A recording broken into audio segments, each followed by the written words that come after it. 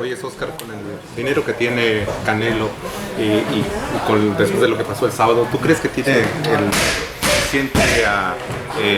tiene lo suficiente para levantarse para una derrota así? O sea, la sed. Claro, el hambre, ¿verdad? El hambre. Sí. El Canelo quiere ser historia y eso lo ha estado demostrando en los últimos años. No solamente quiere ganar mucho dinero, pero quiere ser historia. Y eso es parte del boxeo. Vas a ganar y perder cuando quieres hacer el mejor en el deporte, ¿verdad? Cuando te empujas tus límites, ¿no? Vas a ganar, vas a perder, pero por lo menos está tratando de ser el mejor, ¿me entiendes? Así que él tiene la mentalidad de campeón. Si tú fueras él, ¿tú hubieras hecho algo parecido a lo que está haciendo él, de subir de categoría? Yo lo hice. Lo hice, traté con Hopkins. Digo, la diferencia con Canelo y yo es que yo subí 6 divisiones, él subió 4. Pero con Hopkins yo estaba ganando la pelea y si gancho al hígado mejor, pero si quieres ser el mejor, te exiges tú mismo para pelear con los mejores, y es lo que quería hacer Canelo, y desafortunadamente pues le tocó un gallito bastante inteligente y fuerte con Bivol, pero no es el fin del mundo. Yo creo que Canelo puede bajar de peso a las 168 y pelear con Golovkin en ese peso y lo puede noquear. ¿Qué crees sobre esa revancha? ¿Tú crees que es buena idea? ¿Le recomendarías una revancha directa? No, directa no. Yo creo que Bivol no solamente es fuerte y grande, yo creo que Bivol tiene, ¿cómo se dice? Si pelean 10 veces, yo creo que las 10 veces le gana Bivol. Son estilos. ¿Crees que debió de tomar quizás una o dos peleas en 175 antes de Bivol? Puede ser, pues él peleó con Kovalev y lo noqueó bonito. Pero el Bivol pues estaba fresquecito, tenía nomás, 17 fights, 17 peleas, fresquecito, joven, pero sabe boxear, Bivol, tiene mucha experiencia amateur. No sé, quizás estoy equivocado, pero yo solamente quisiera que el Canelo sea el mejor, que esté de vuelta en el top del mundo del boxeo, para representar los chingones aquí y nada, seguir para adelante. Dice que perdió, pero con huevos. Pues sí, y de eso se trata. De eso la gente te recuerda y te admira por vida. Oscar, when you had him, you guys were on top. It was a very good run. It was the picture with you, Canelo, and Ryan in the middle after his fight.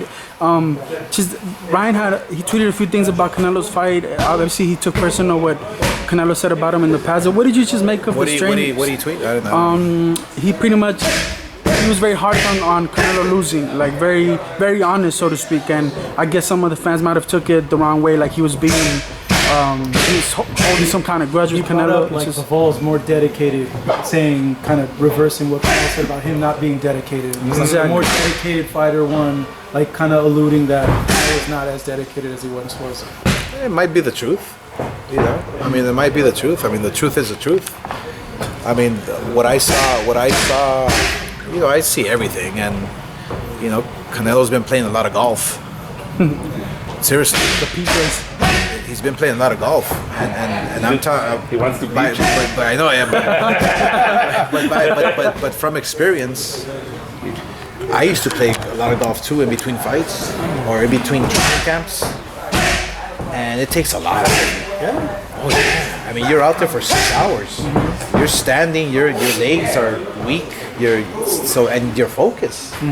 For a fighter has to be focused. Your back too, because you take all those swings. Your back, everything. So it's go back to the drawing board, man. That's it. The basics. Golf you can play when you're 90 years old. So yeah, go back to the basics. Oscar Canelo is also a vegan. Out the window, right? I don't know who put that in his head. Oscar Canelo also, like a vegan, he didn't eat much meat for this camp. I've heard people say people on vegan diets tend to get tired. Yeah. Could that have been some of what we saw in Saturday as well? Well, look, I mean, when you change something drastic like your diet, and just like overnight, you run the risk of it not working for your body or not adjusting properly.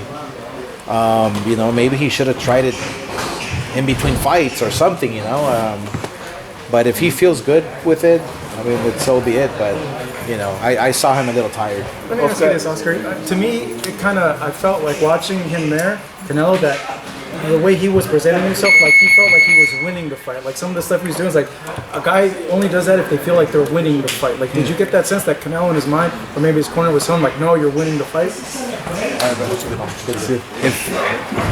Because he's showboating a little bit, and I was like, one of those rounds, like he lost that round because he's showboating, because he got clipped a few things, and it was a close round. And I'm like seeing him, like I kind of felt like I think he feels he's winning the fight. Look, I mean, it was.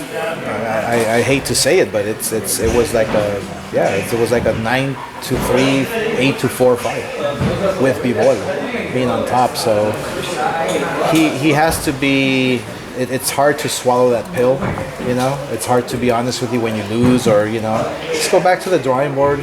You tried, you fought with you went out with your shield, on your shield, however you say it, and just go back to the drawing board. That's it, and go back on top. Oscar, That's all you can do.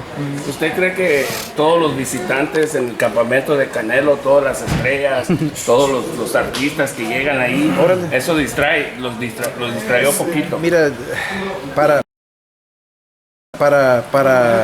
un boxeador obviamente la disciplina es lo más importante, que es lo que él tiene. Pero las distracciones es que hay que estar bien enfocado, ¿verdad? No está malo de que la gente, una o dos personas estén vigilando, viéndote entrenar, pero cuando hay un jodal de gente ahí, es una distracción. No estás enfocado 100%.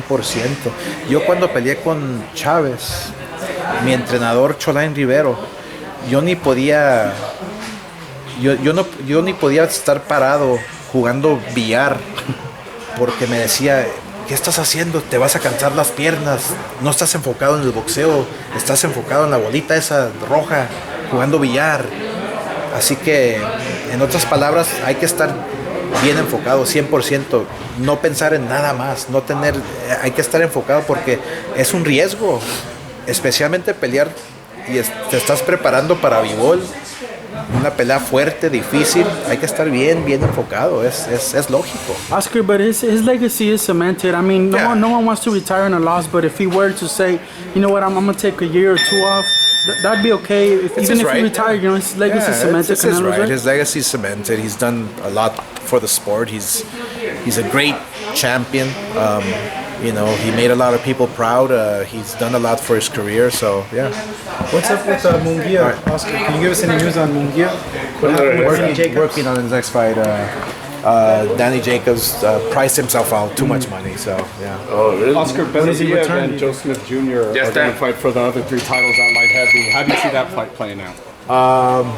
Great fight, yeah. And I like both guys, especially Joe Smith, who knocked out my partner. So, but great fight. It's an even fight. I like that fight. You mentioned earlier that you won a lot of the rounds against Hopkins in that fight. Have you and Hopkins had that discussion? Yeah, we have. Does he agree? He says he won all the rounds.